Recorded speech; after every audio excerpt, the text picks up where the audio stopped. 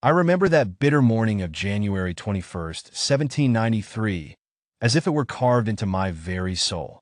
The sky was gray, the kind of gray that seeps into your bones.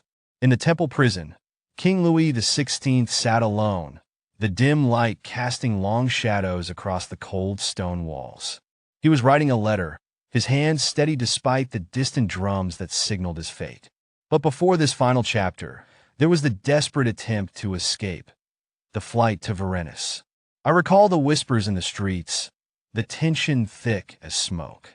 The royal family, disguised and hidden in a carriage, tried to flee the revolution's grasp. They thought they could reach the safety of loyalist forces, slip away into the night. But fate had other plans.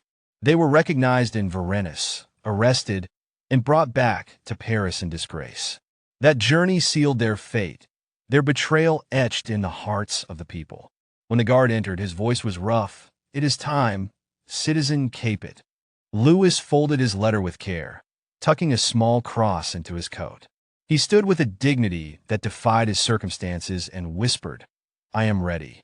The streets of Paris were lined with people, a sea of faces marred by anger, sorrow, and curiosity. I stood among them, my heart pounding with conflicted emotions. The cart carried him to the Place de la Revolution, where the guillotine awaited, a monstrous silhouette against the morning light. He looked out at us, not with fear, but with a resolute calm.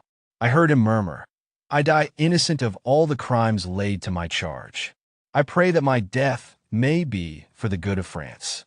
As he ascended the scaffold, refusing to have his hands bound, he addressed us, his voice strong despite the roar of drums. "I am innocent of the crimes charged against me. I forgive those responsible for my death, and pray that my blood may never fall upon France." The blade fell, silencing him forever.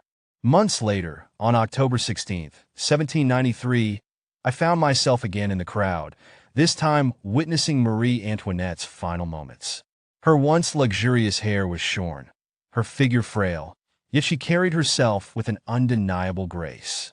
She rode in an open cart, her head held high amidst the jeers. She, too, had faced trial, accused of treason, of conspiring with foreign powers, of betrayal. The charges were heavy, the judgment swift. The Queen of France reduced to a criminal in the eyes of the revolution.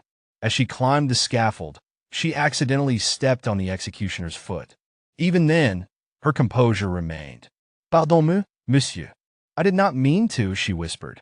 She faced us, silent, her eyes distant, perhaps seeing beyond the crowd to another world. The blade fell once more.